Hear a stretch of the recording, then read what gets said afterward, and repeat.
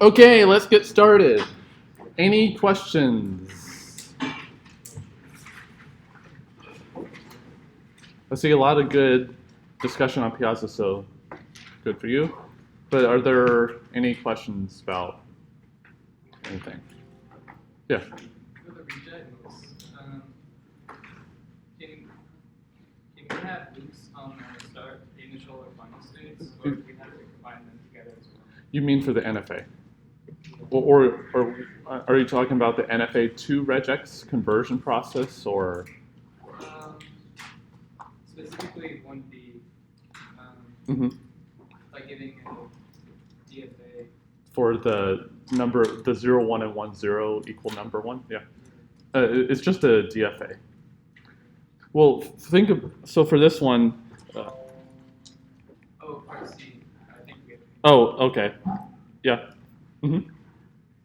So like if we end up with a loop that has a regex in it, for like the start state, do we have to combine that with the regex that's going from the state? Well, you should have it for the old start state, not the new one. Remember, because we made the genome. But assuming you do, then once you rip it out, then it's whatever transition comes in, then the star of whatever regex was on that self loop. Yeah, and then how you do that is just encompass the entire regex in parentheses, put a star on it to make it easier. Any other questions? Yeah. Can you do another example of converting a GNFA with a self loop to regex? So, okay. A whole example or just a single ripping process? Yeah, one rip. Oh, okay.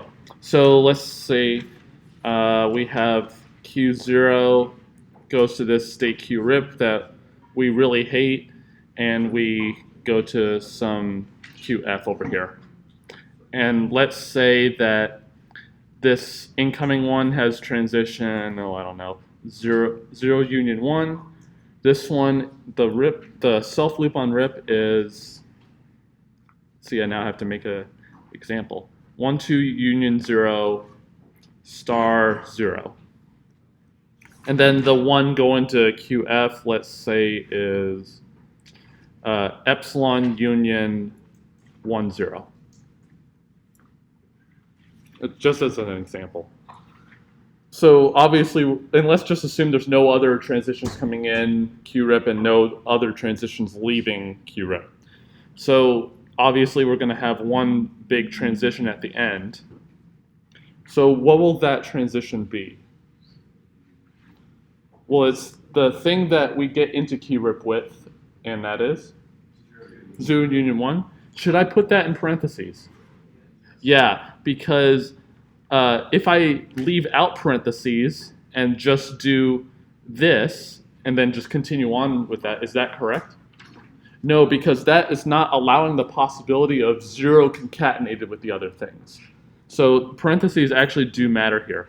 I actually advise to always put parentheses, even if it's not necessary, just to get in the habit. But here it actually is necessary. Okay, well, let's see. So we did the way to get into QRIP. Is there a self loop on QRIP? Yeah, and so what do we do with the things that are self loops? We starred the thing. So we're going to put parentheses around this entire thing, which is 1, 2, union 0, star 0. And then we end that with a star on top of it at the end. Okay? Any questions why we did that? Any questions? Okay. Well, are we done with the transition?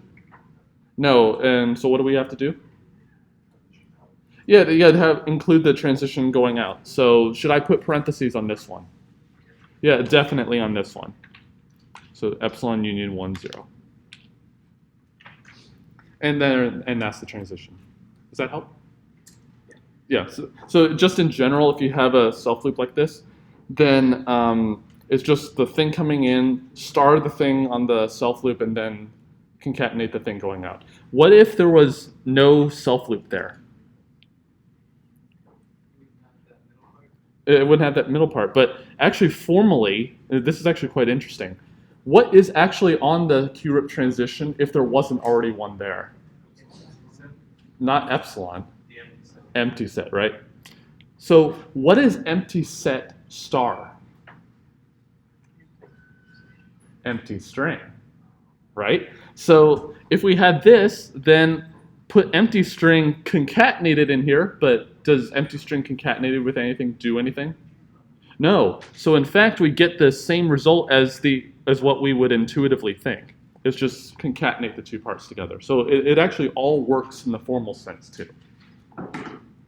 Cool. Any questions on this whole example? Any questions, logistics, assignments, whatnot? Yeah. So for the p-set 4, Mhm. 1b, Mhm. is that the 010 belongs to the language? Yeah. Yes. So for that 1010 is in the language because the number of 01s is 1 and the number of 10s is 1. This might help you think about like how to actually make a DFA for this thing. Is this string in the language where I put an extra 1 in the middle? Yeah, because the number of 01s is equal to the number of 10s, right? What about now? I put a 1 on the end. No, why not? Third. Right, I have another 01, but I still kept the number 10s the same. Hopefully you start seeing a pattern. So the way that you approach questions like these is try to phrase it in a different way. So like the number of 01s is equal to the number of 10s. It may seem like that's not actually regular, but phrase it in a different way by thinking about what do the strings actually look like in this language, right? So you see that this one is a counterexample, right? Because I put a 1 on the end of the string. What is the beginning of the string? 0. Hopefully that should give you a hint. Any other questions? Yeah. On two, it asks us to create a NFA from Regex. Mm-hmm. Do we have to show a step-by-step process? You should, yes. Because if you just present the result at the end, how would the grader know if it's correct? Because if you do the ripping process, there are n factorial ways of removing states if you have n states to remove, right? Because you could pick any order. So, right, a regex to NFA because it's the...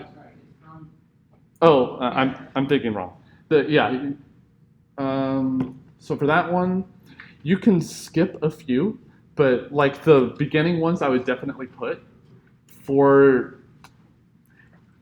You should include as much detail as is necessary for someone who has never seen your work before, but I can see how that can be quite a few steps, so just try to include some number of steps in the way, yeah. I was thinking NFA to regex, but it was the other way. Yeah, you had a question? For part A, Mm-hmm. should we start by making a DFA and then working it into a regex? That'd be very, very painful. So was it contains the string or ends with it? Contains, okay.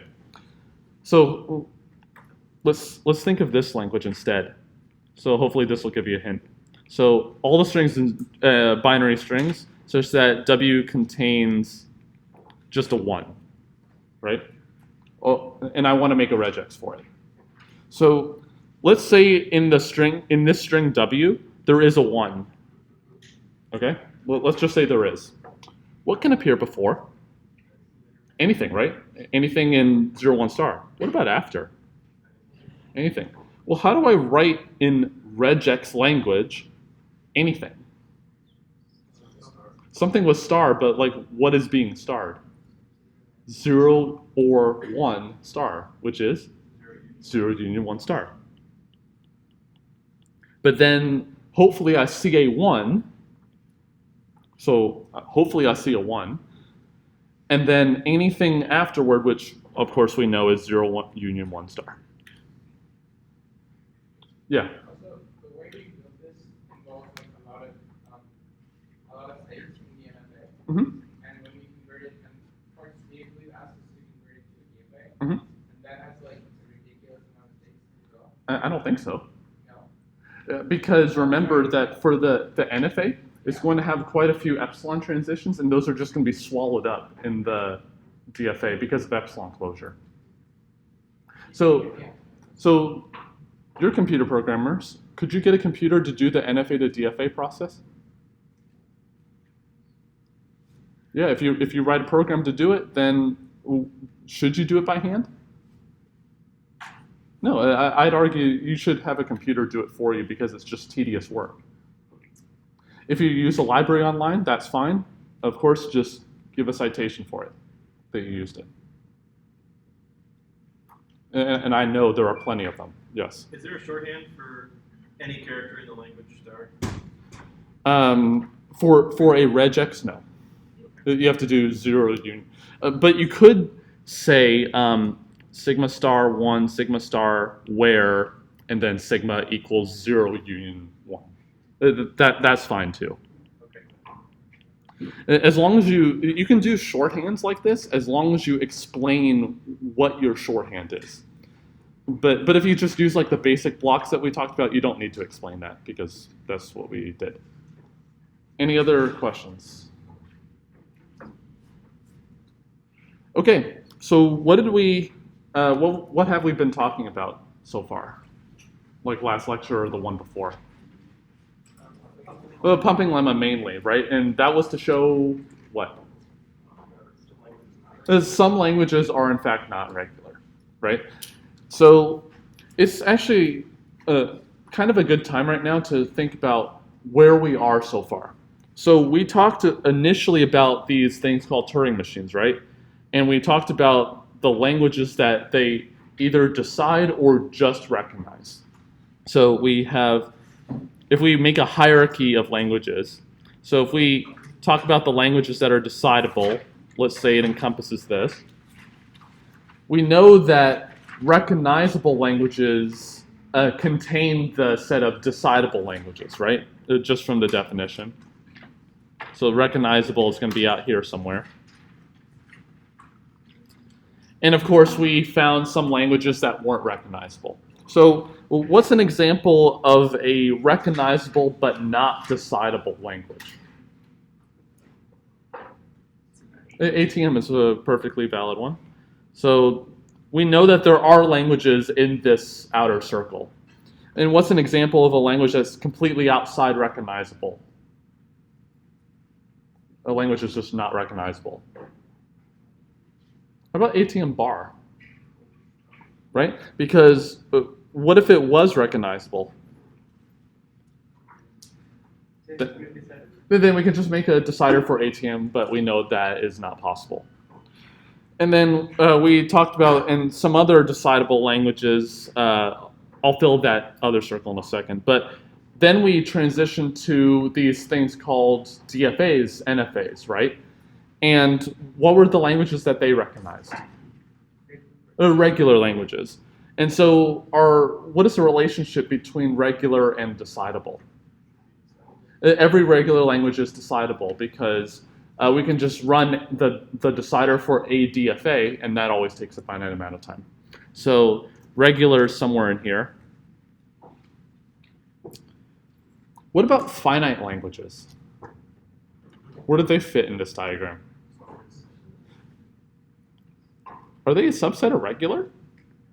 Yeah, why? Or are they always finite? Or are they always decided? Well, I'm trying to figure out the relationship between finite and regular, right? And then maybe we can, if there's some weird relationship, then we can talk about decidable. But what is the relationship between finite and regular? Well, if I can make an NFA for a finite language, is that all I need to show the relationship? Well, let's see. How would I make an NFA for a finite language? Here's the idea. So let's call F a finite language. Let's say it has the strings W1 through Wn. Well, could I make a regex instead if I wanted to? It's not a rhetorical question.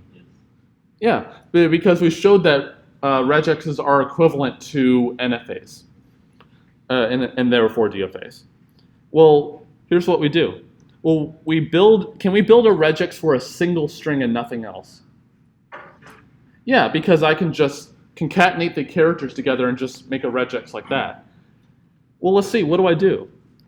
So why don't I just do this? Make a regex like that. Make a regex for each of the strings and then just union them all together. Is that a regex for that finite language? Oh, so every finite language has a regex. So in fact, we can actually make a smaller circle here for finite. So every finite language is regular. Another way you can show this is with NFAs. So you make a little NFA for each of the strings. Just have the transitions correspond to each of the characters of the strings. So let's say that we have a little NFA for W1, a little NFA for W2, etc., and then one for Wn. And then I want to express, I want the top NFA or the middle NFA or all the way to the bottom NFA. So how can I do that with an NFA? Here's what we do. Make a start state and epsilon your way to each of them.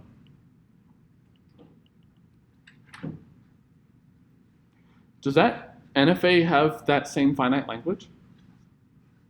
Yeah, it's actually the same idea as for the regex. Why doesn't this work for infinite languages? This idea. Because we have finitely many states, or the regex is finite in length to start with. So I can't actually apply this idea to infinite languages because then we'd show every language is regular. But in fact, of course, not every language is regular. Okay, so an example of a finite language. Anyone have an example? Just any finite language. Empty set's perfectly good. What's a regular language that's not finite? Yeah, 1 star is perfectly good because it's obviously infinite and it's just all possible strings consisting of ones. What's a decidable language that's not regular? How about like the 0 to the n, 1 to the n1? Is that one decidable? Yeah, because we kind of showed that before. You just mark a 0, mark a 1, mark a 0, mark a 1. And we showed before that that was decidable. And we showed last time that that's not regular. So in fact, we're developing this hierarchy of problems that some models can solve, but others cannot. So here's an interesting question. If you could model a system with a DFA or with a Turing machine, either option will work. Which one should you pick? DFA. Why? Because then we can actually work with, say, other DFAs, and then we can solve other problems, like testing whether that DFA accepts anything. Whereas with the Turing machine model, I can't necessarily check that very easily. So you may be wondering, well, these DFAs accepting these regular languages, these are quite simple machines, and in fact, there are a lot of languages that are not regular. What about in the middle, where we have some compromise? So like some language right here, where maybe we don't get all of the problems that are decidable with DFAs, like A DFA, E sub DFA, EQ DFA, all those problems. Maybe we can't get all of them to be decidable, but maybe we can actually recognize more languages than the regular ones. So it's a little bit of a trade-off here. And that's actually what we're going to start today. But before we get to what that is, I need to introduce another model of computation that's equivalent to DFAs, so it does recognize the regular languages. And the reason why I do that will be clear in probably like 30 minutes or so. So what were the models for the regular languages we've seen so far? So we've seen what so far? DFAs and NFAs, these state-based machines that you feed in a string and it'll say accept or not accept when it finishes reading the string. And then what did we talk about next? Regex. So what was the point of introducing regexes? So the motivation for regexes was that explaining, like for that example, that question on the P set about the same number 0, 1, and 1, 0, is that written formally? No, it's just written in English. So you can actually interpret that differently. What about, like, say, the empty string? Does it have the same number of 0 1s and 1 0s? I say yes, but you might actually say no. So writing these languages out in English is completely awful for formal languages. So the idea of regexes was, let's make this process of describing a language formal. Okay? So I tell you, here's the language I want, and you can come up with a regex for it that unambiguously describes the strings in that language. But what if you wanted to check, okay, is 0, 1 in the language of this regex? What would be your way of determining that? Like, you have the regex, and I tell you, is 0, 1 in that language, that regex's language? How would you determine that? Test it how? Well, how would you do that? That's what I'm asking. Well, in general, what would you do? But there are infinitely many possibilities there. So what would you do? Well, the only way we really know how to do it is convert it to an NFA, and then what do we do? Possibly convert it to a DFA if we could, and then just run the DFA on that string, see if it accepts or not, right? That seems quite a cumbersome process, right? What if I told you, here's a model of computation where you look at the rules. I'm going to give you a whole bunch of rules, and then you can apply any one you want to generate strings. So if you wanted to generate a string in its language, like you have a regex and you wanted to know any string in that regex's language, well, you got to convert it to a DFA and then keep testing strings to see if any of them have the DFA accept. What if I just told you a sequence of rules that you can apply starting from nothing to actually generate strings? So that's actually what we're going to talk about now. So we're going to be talking about things that are called grammars. No, not English grammar, but like grammars in a formal sense. So how many of you have heard of context-free grammars? Anyone in 340 should know what a context-free grammar is by now. But we're going to be talking about something called a regular grammar first, but we will get to CFGs. So, and I'm going to call these RGs. So, and a regular grammar is a 4-tuple. So the way that we're going to talk about these regular grammar things is we're going to have things that are called variables and some things that are called terminals. You may have heard variables as non-terminals, which is kind of a weird thing to define something, not this thing, but we're going to have variables and terminals. And the terminals correspond to the alphabet of the DFA or the regex. So we're going to give you a starting place, a starting variable to work with, and anytime you see a variable in what you've developed so far, you can replace it with a rule, and we'll see how to do that. So the things in this 4-tuple are the variables, the terminals, which is sigma. So sigma actually means the same thing for DFAs in here. R, which is a set of rules, and a starting variable S. So So V is a finite set of variables. Sigma is a finite set of terminals.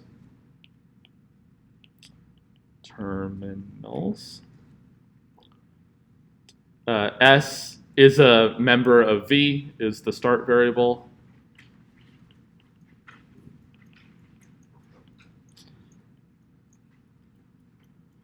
And R is a finite set of rules. And now I basically need to tell you what the rules look like. So this is analogous to the transition function of a DFA. So, and actually that's how we can kind of prove that they're equivalent, but we'll see. So all of the rules are of the form, so there are going to be 4 types of rules that we can have. So we're going to allow you to, because we want these things to have the regular languages, we need to at least develop the empty string. So we're going to allow you to have, okay, so X is always going to be a variable. So there's always going to be a single variable on the left-hand side, and the right-hand side of this rule is going to be something. And we'll see what types of things you can put on the right side. So anytime you see X in what you've developed so far, you can replace that, if you wish, to the empty string. Another one you can have, because we need to have, if we want to have the regular languages, is to develop a single character in the set of terminals. So A here is a terminal. But of course, if we just only had those 2, then it would be a pretty boring place, because if I start at the start variable, then I can either only replace that possibly with the empty string or with a single character. But then I can't actually generate anything else because I start with only one variable. So what we're going to allow you to do is instantaneously jump to another variable if you wish. So anytime I see X in what I've developed so far, the variable X, I can replace that with a variable Y. So Y is also a variable. But also, that would also be a pretty boring place, because if I just switched over to another variable, then I still haven't developed any terminals so far. And so maybe I can be jumping around a whole bunch of variables and then finally generate a single terminal, but I can't actually get anything else out of that because I can't replace terminals. I can only replace variables. And so therefore the 4th type is you can develop a terminal followed by a variable. So that'll allow us to actually get some more strings out of it. Okay, so let's do an example. So the one I have in the notes says this. So the terminals are 0 and 1, and the set of variables is S and T. So I'm going to do a shorthand here, and I'll explain why we do. Actually, it's kind of already hinted on the notes, but this vertical bar just means another rule with S on the or T on the left-hand side. So the top rules say S can make 0S or S could make T. And then the bottom one, obviously, T can make 1T or T could make the empty string. So let's test if 00011 is in the language of this grammar. So what do we need to start with? So what's the start variable? Are you sure? Could T be the start variable? Just because it's named S in the for tuple, does it have to mean S in this case? No. So T could be a perfectly a valid start variable. So if T was the start variable, do I need S? No, because there's no way to actually generate the variable S. So For this grammar, in fact, s is the start variable. Will it always be on the top, or is it just be like No, it's just one of the variables, but it'll always be specified, or you will have to specify it. Yes. But typically they always put it at the top labeled s. Yes, typically. Other questions? Yeah. Can you explain that again? Why s is the start variable? I'm declaring it to be the start variable. I could equally say t is the start variable. Like for DFAs, just because I have a state named Q0, that doesn't mean that that's the start state. Same thing here. Other questions? Okay, so s is definitely a start variable, so I have to start with s. So how many rules can I apply with s, which is what I worked with so far? I have two. I can either replace this s with 0s, or I can replace this s with t. So which one do you think I should apply? The 0s is probably the better choice. But could I apply t? Yeah, I can equally well apply t. Okay, so... What's that? Because that's going to actually be the only way I can generate this string 00011. But in fact, of course, there are many, as you might imagine, there are many ways I can generate a string. But in this case, there's only one way I can do it. Yeah. So that's 00011. That's your goal. That's the goal. I'm not given an input here. I'm giving you rules to actually generate strings. We're just testing to see if this actually this string can actually be generated. So if a string cannot be generated using these rules, should it be in the language of this grammar? No. So it's actually the language of this grammar is those strings you can actually make using the rules. So if we can actually make this string, then of course it's in the language of the grammar. Other questions? Yeah. If the sample string was like 1, 0, 0, 0, would you start with t?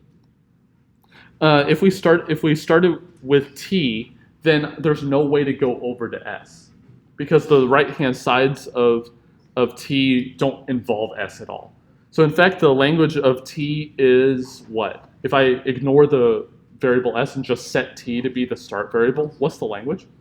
1 star, because I can only make all the strings consisting of ones. Well, in fact, just looking at this grammar, what's the language of this grammar? 0 star, 1 star, because I can have any number of zeros at the beginning just by applying the 0s rule as many times as I like. And then at some point, I can choose, I'm going to apply t now, and then I can apply as many 1t's as I like to generate ones, and then that t at the end, I can just drop out by just having the t go to empty string. Okay, so, but we still got to test to make sure this string can be generated. So as you might expect, we can apply the 0s rule again. Then we can apply it again if we wanted to. And then what rule should I apply now? S goes to t because now I'm thinking in my mind, I got to start generating ones. The t variable is responsible for handling the ones. So I'm going to transition over to t just by replacing s with t, because that's just what the rule says to do. And then now I can apply the t goes to 1t rule twice to generate those two ones. So 00011t, 00011t. But that string right there has a variable in it, right? Should we be able to generate strings with variables in them? No, we want the strings that are only terminals. So we have a whole bunch of terminals at the beginning, but we have a variable at the end. How do we make it disappear? The t goes to epsilon thing, yeah. So 00011. So this application is the t goes to epsilon rule. question for thought. If a regular grammar does not have a rule with epsilon on the right-hand side, what is the language of the grammar? Well, we got to be careful. We could have a single character on the right-hand side, right? Could I have two characters on the right-hand side? It's two terminals on the right-hand side. Well, if we look at the definition, it says we can only have one terminal on the right-hand side or epsilon. So the language of the grammar could then only be, it can only be a single character or the empty string, or nothing, in fact. If we have T goes to T as the only grammar, as the only rule in that grammar, what is the language of that grammar? Can I generate any string at all? Full of terminals? No. So, okay, well, let's see. If I want to show that these grammars can generate the regular languages, what do I need to show? Well, if I can convert a regular grammar to a regex or an NFA or a DFA, is that one direction? Not the band, but is that one direction of the proof? Yeah. Well, what else do I need to show? Yeah, I need to show that I can convert a DFA or NFA or a regex to a regular grammar. So let's do those. So let's do regular grammar. So NFA will actually be easiest here.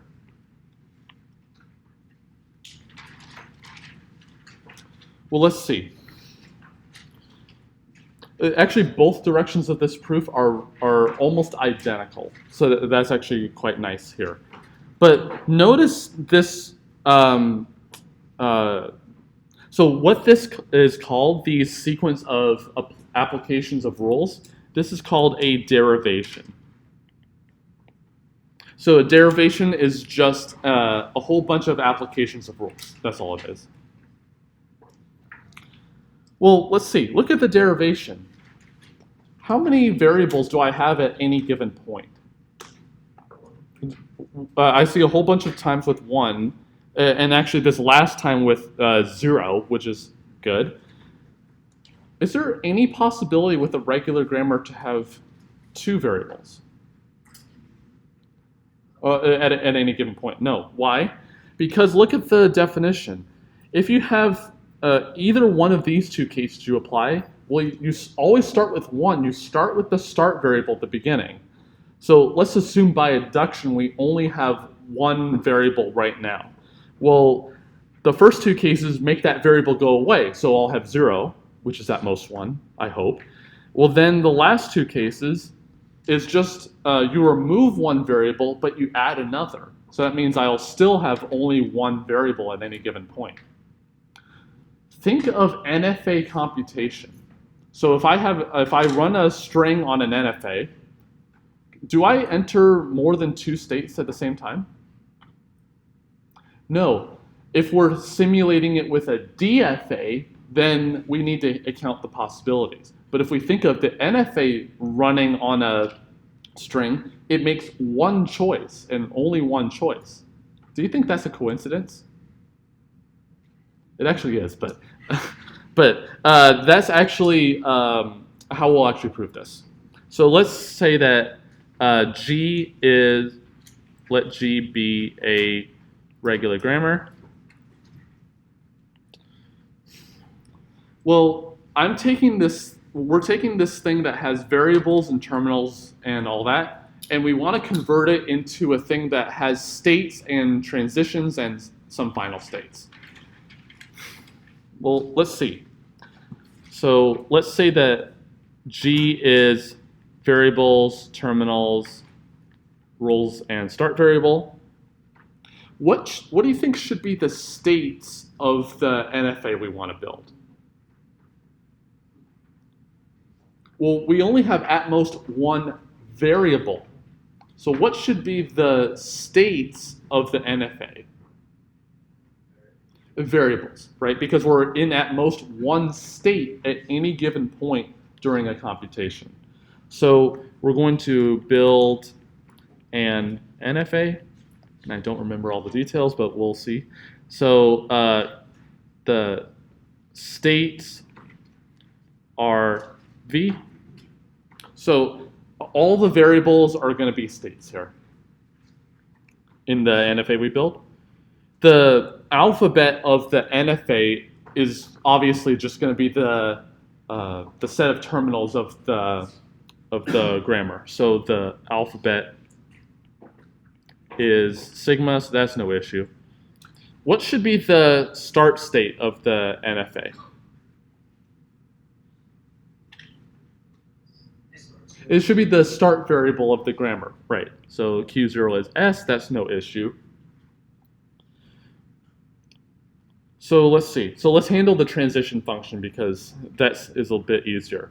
So remember the application of a rule. So notice that the arrow here of application of a rule actually kind of looks like a transition. So that's also by coincidence, but it actually is quite helpful. So how many types of rules do we have with a regular grammar? 4 types, right? So if we can make a transition for each of the 4 types and then handle final states, are we done? Yeah, so let's handle the 4 types. So we could have X go to empty. Well, do I have a variable on the right-hand side? No, so actually we'll handle this one later. We'll come back to it. Well, the next one is X goes to little a. Oh, I don't have a variable on that side either. Let's handle that one later too. But these ones we can actually do. So X goes to Y, so I do have a variable on the right side, so that's good. So what would a transition here look like? I want to simulate this application of this rule. Exactly. From what to what? Right, the state X to state Y. So in the NFA, I'm going to have a state X. So that doesn't look like an arrow pointing in, but it's the state called X. Epsilon transition to Y. So all we're doing is kind of like what we've been doing this entire class. We're simulating one thing in the thing we want to build. So we're simulating the application of the rule with a single transition of the NFA. And then the 4th one is where we have a terminal generated. But can an NFA generate things? Or what does the NFA do with input? Does it generate input or does it do something else with input? It just consumes characters. So what should the transition look like here? Right, it just reads at A. So here, you gotta think, the grammar is generating the string, whereas the NFA is reading the string. So we gotta make that bridge here, and luckily enough, it's easy. It's just replace the transition with just reading an A. So that's not too hard.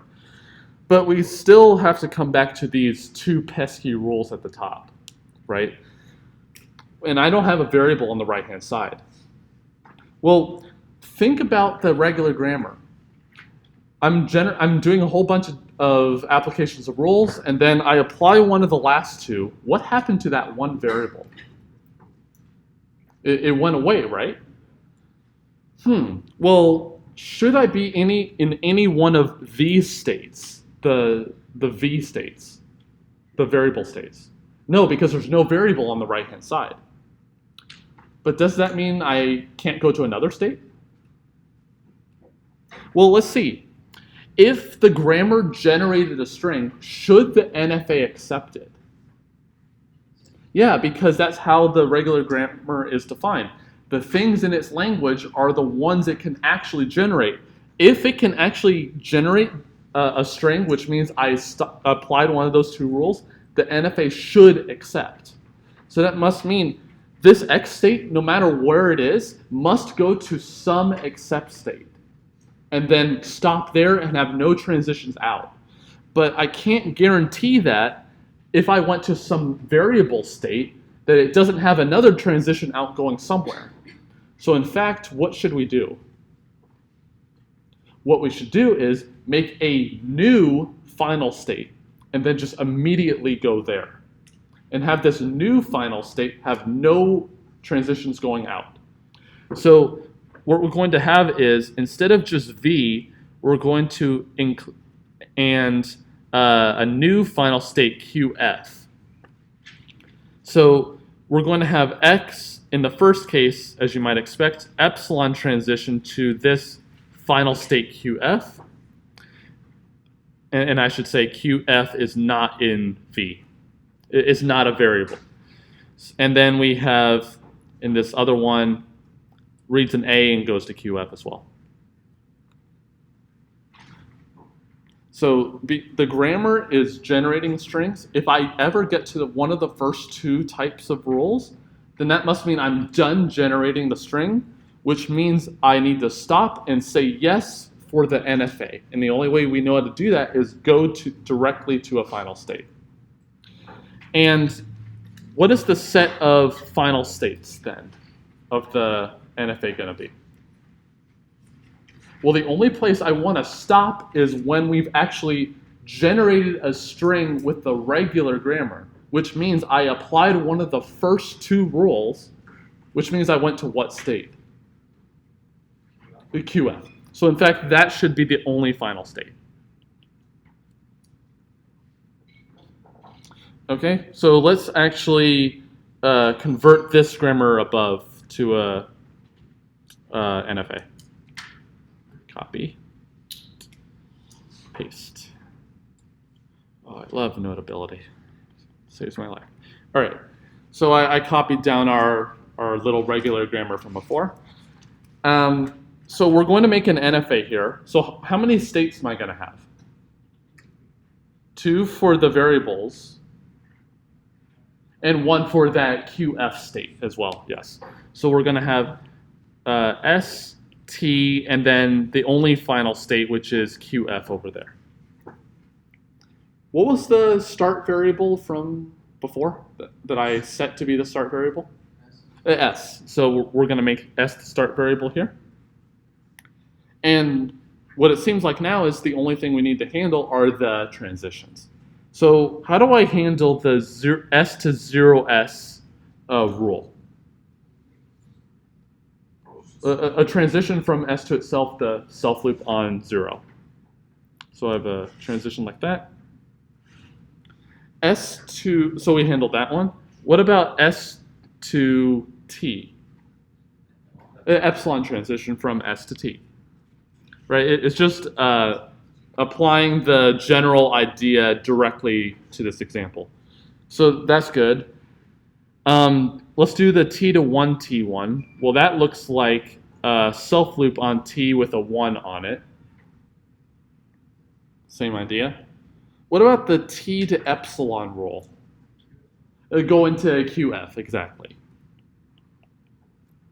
So in fact, this NFA does look like 0 star 1 star, because I can just do zeros at the beginning, choose to go over to the T state, do as many ones as I like, and then go to QF if I want to accept. Okay, is there any question on that? Okay, so does that show that regular grammars recognize the regular languages? No. It shows they recognize at most the regular languages. Now we got to show the other way.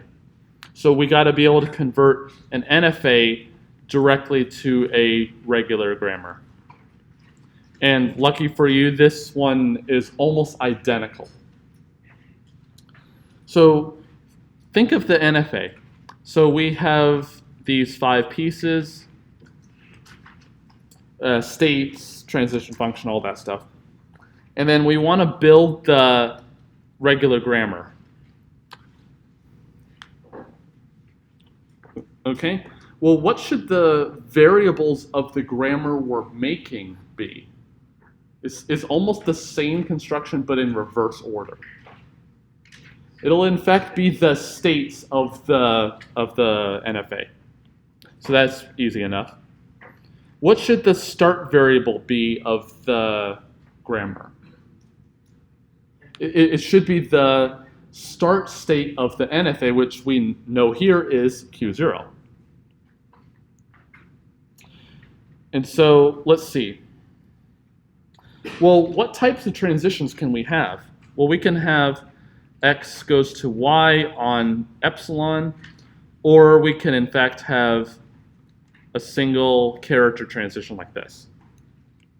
So what would these correspond to for the regular grammar if I have the epsilon transition?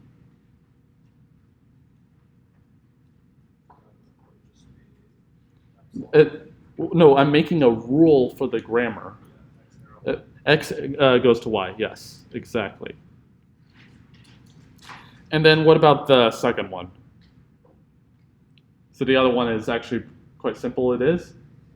X goes to AY, yeah. So X goes to AY.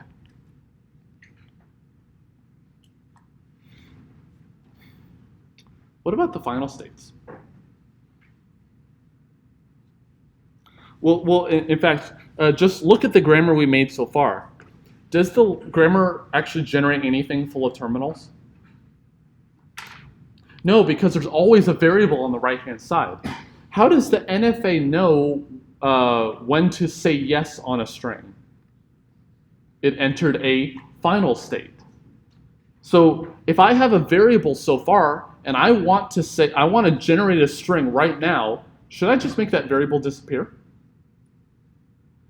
Well, let's see. How do I make a variable disappear? Go to empty. But should I allow going to empty on every state? Sorry, on every variable. No, on which one should I do it for? Any of the final states. So if the NFA decides here, now I'm going to accept in this final state, that must mean the regular grammar needs to be able to stop doing the derivation and delete that only variable.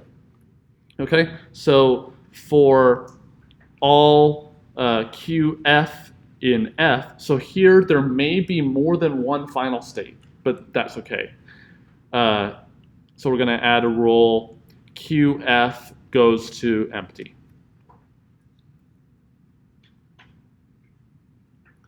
Notice there's in fact no rule of type variable goes to single character because that's not how the NFA structure is built.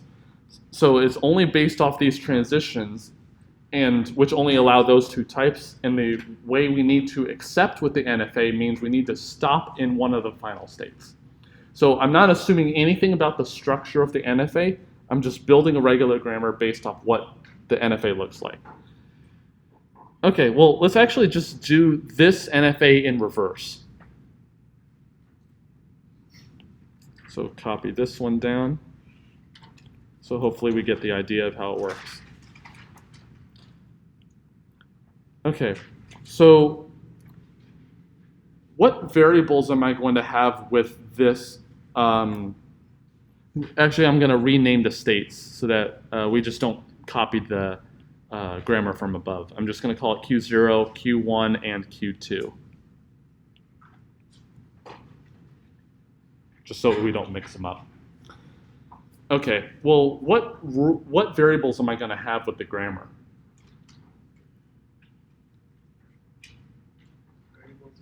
The variables are the states, so I'm going to have those three, right? So just to keep everything straight, let's say those three are the variables. That's okay. So let's ignore the final state business until the end. Well, what rules am I going to put? Well, so let's handle anything involving Q0. So what should I put for Q0? So 0 Q0, because I'm looking at the transition. If I have a transition of reading a character and going to a state, I put whatever's on that transition, which is 0 in this case, and what state I go to, which is Q0 in this case. But I see there's another transition involving Q0 going somewhere, so I put an OR. So what about that epsilon transition to Q1? How do I handle that one? Just Q1, right. Exactly. So let's handle Q1's roles. How do I handle Q1's roles? It's actually almost exactly the same. It's just, I see the self loop on Q1, so that's a 1 Q1. And I see the epsilon transition thingy, which it seems to me goes to Q2. So I should do this to differentiate the 1 between the vertical bar. But okay, am I done making rules?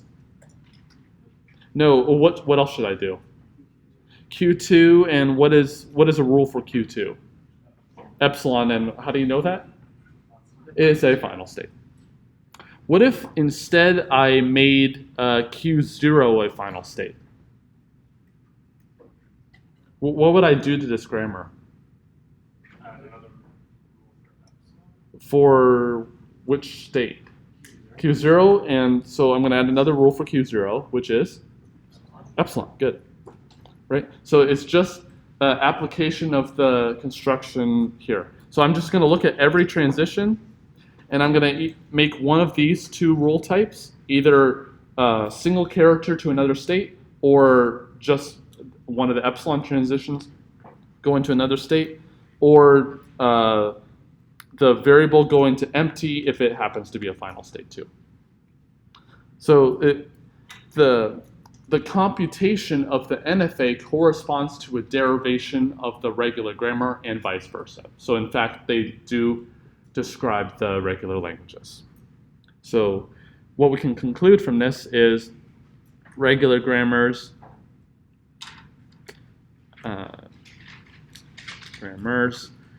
generate the regular languages, which is kind of cool.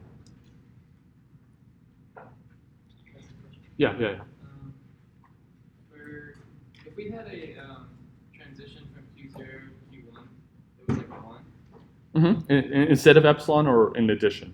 Instead, would we put a 1 in front of Q1 in the transition? Yes, we would. Yeah, so we would put a 1 there. Mm-hmm. Yeah. What if we had so what ifs are really cool in this class. What if we had a transition from Q0 back to Q0 on 1? So what would we do there? Yeah, I would do an OR for Q2, and what would I put? 1 Q0. Okay? What about the and epsilon?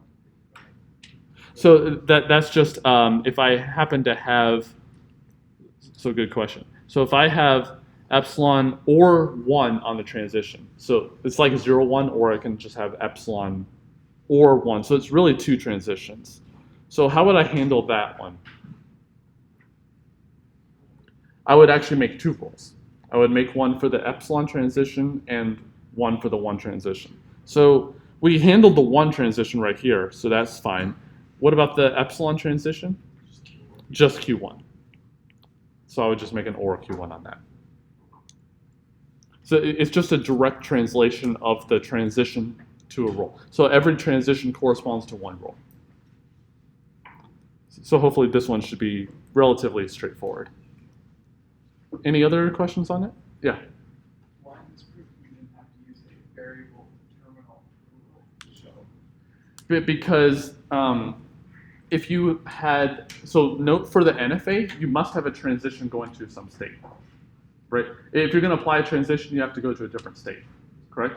But the states here are the variables. So that would imply that in order to have the variable to single terminal and no variable, for that type of rule, that must mean you must go to some state. But we didn't need an extra state here because the way we handled the NFA accepting something is you stopped in a final state, right? After reading all of the input. But that must mean that for the regular grammar, if we're doing a derivation over here that's equivalent to the simulation of the NFA, in order to stop in that final state, I still have a variable left, right?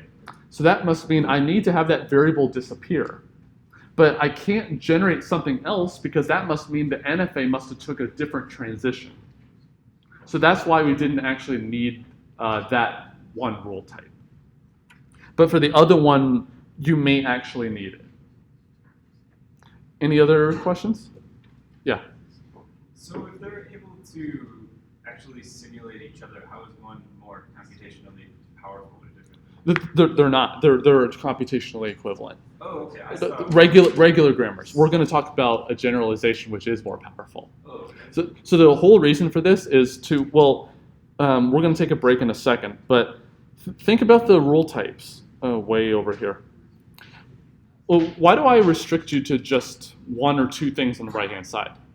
Does that seem kind of restrictive? Why don't I just let you put anything on the right-hand side? So that's the generalization we'll see.